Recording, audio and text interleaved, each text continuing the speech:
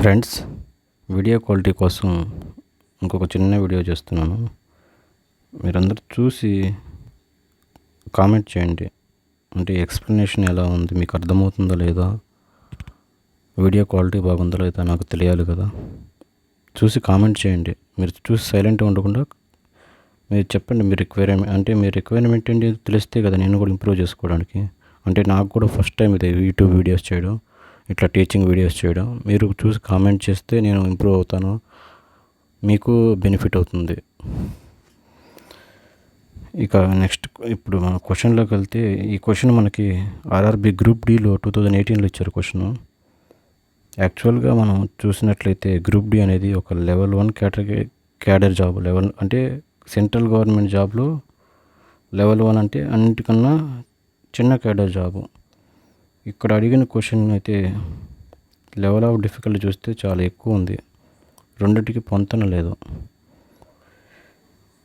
అందుకని మనం చెప్తుంటాం, కాంపిటేటివ్ ఫీల్డ్లో ఇంపార్టెంట్ అనేది ఏముండదు, ఇంపార్టెంట్ క్వశ్చన్స్ అనేది ఏముండదు. అంటే బోర్డ్ ఎగ్జామ్స్లో మనం ఏదైతే చూస్తుంటాం కదా, వన్ డే ఎగ్జామ్స్, మన బీటెక్ కానీ డిగ్రీ ఎగ్జామ్స్ కానీ 10th క్లాసు ఇంటర్మీడియట్లో మనం గైడ్లు చూసుకొని చదువుకొని పోయి ఇవి ఇంపార్టెంట్ చదువుకొని పోండి, అవే క్వశ్చన్స్ వస్తాయని చెప్తుంటారు. అవి చూసి చదువుకొని పోతే మనం పాస్ అయిపోయాం. కానీ కాంపిటేటివ్ ఫీల్డ్లో అలా కాదు. కాంపిటేటివ్ ఫీల్డ్ అనేది మన మెంటల్ ఎబిలిటీ, మన స్కిల్ని టెస్ట్ చేయడానికి ఒక ఎగ్జామ్ లాగా పెడతారు. ఆ ఎగ్జామ్లో మనం పాస్ అవ్వాలంటే మన థింకింగ్ పవర్ బాగుండాలి. ఇంకా క్వశ్చన్లోకి వెళ్తే మనం, if 10 sin power 4 alpha plus 15 cos power 4 alpha equal to 6, then find the value of 27 cosecant power 6 alpha plus 8 secant power 6 alpha. Question Telugu మీడియంలో అయితే 10 sin power 4 alpha plus 15 cos power 4 alpha equal to 6 అయితే 27 cosecant power 6 alpha plus 8 secant power 6 alpha విలువ ఎంత అన్నాడు. Question మనం రాసుకుంటే as it ఈస్గా 10 sin power 4 alpha plus 15 cos power 4 alpha equal to 6. మనం 9th 10th నుంచి మనం 9th క్లాస్ 10th క్లాస్ నుంచి మనం ట్రిగ్నామెట్రీ అనేది మనకు ఒక టచ్లో వచ్చింది. మనకు తెలుసు ఒక identity, sign square theta plus cos square theta equal to 1.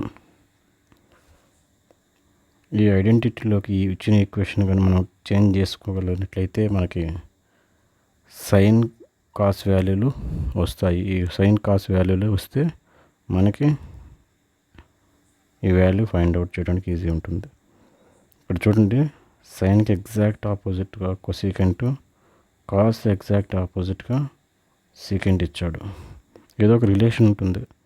ఇప్పుడు నేను ఇచ్చిన ఈక్వేషన్ ఇట్లా రాసుకుంటా, sign square alpha into 10 sin square alpha plus cos square alpha into 15 cos square alpha equal to 6. ఏమైనా చేంజ్ అయిందా? ఏం చేంజ్ కావాలి. జస్ట్ మనం sign square theta plus cos square theta equal to 1 ఆ ఫామ్లో రాసుకోవడం కోసం ఈ ఈక్వేషన్ ఇట్లా మోడిఫై చేసాం. ఇంకా నెక్స్ట్ స్టెప్లో వచ్చేసరికి ఈ 6ని కూడా ఈ డినామినేటర్ ఇటు సైడ్ తీసుకొచ్చేయాలి. అంటే sine square alpha into 10/6 sine square alpha plus cos square alpha into 15/6 cos square alpha equal to 1. ఇప్పుడు దీన్ని నేను sine square theta plus cos square theta equal to 1తో కంపేర్ చేసుకుంటా.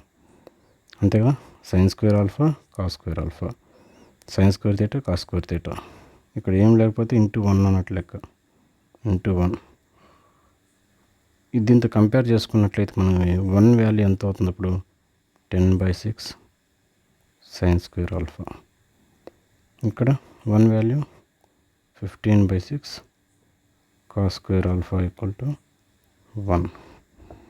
మనకి దీని ద్వారా వస్తుంది సైన్ స్క్వేర్ అటు వెళ్తే అవుతుంది కొసీకెంట్ స్క్వేర్ అవుతుంది. Cosecant square alpha equal to 10/6, 2 5 2 3 5/3. Cos square alpha ఎటు వెళ్తే అవుతుంది secant square alpha equal to 3 5 3 5/2. మనకేమో కొసీకెంట్ పవర్ 6 ఆల్ఫా ఉంది, ఇక్కడ సీకెంట్ పవర్ 6 ఆల్ఫా అంటే వీటిని క్యూబ్ చేశాడు. వీటిని జస్ట్ క్యూబ్ చేస్తే అవుతుంది cosecant power 6 alpha equal to, ఇక్కడ కూడా బోత్ సైడ్స్ క్యూబ్ 125/5³ అలాగే secant power 6 alpha whole cube equal to 125/2³ అంటే 8 వచ్చాయి. మనకి కొసీకెంట్ స్క్వేర్ 6 ఆల్ఫా వాల్యూ వచ్చింది, సీకెంట్ పవర్ 6 ఆల్ఫా వచ్చింది. జస్ట్ దాంట్లో సబ్స్టిట్యూట్ చేసుకోండి. దీంట్లో ఇచ్చిన మనకి ఏదైతే కావాలో 27 cosecant square cosecant power 6 alpha plus 8 second power 6 alpha 27 into cosecant power 6 alpha value 125/27 plus 8 into second power 6 alpha value 125/8 వచ్చింది. 27 క్యాన్సిల్ అయింది, 8 క్యాన్సిల్ అయింది, equal to 125 plus 125. Value of this equation is 250. మనకి థర్డ్ ఆప్షన్ అనేది correct option. చూడండి ఇన్ని స్టెప్పులు చేయాలి. మనకి క్యాలిక్యులేషన్ బాగా వచ్చినట్లయితే కొన్ని స్టెప్పులు వీటిలో ఎగిరిపోతాయి. ఆటోమేటిక్గా మనకి 2-3 స్టెప్స్ ఎగిరిపోయి డైరెక్ట్ రిజల్ట్లోకి వెళ్ళిపోవచ్చు. ఇనీషియల్ ఫేజ్లో అయితే మీకు అర్థం అవడానికి కోసం ఇంత డీటెయిల్గా చెప్పాల్సి వస్తుంది. చూసి మీరు ఈ వీడియో చూసి కామెంట్ చేయండి. అంటే మీకు ఎక్స్ప్లెనేషన్ నచ్చుతుందో లేదో నాకు తెలియాలి కదా. కామెంట్ చేయండి. Okay friends, thank you.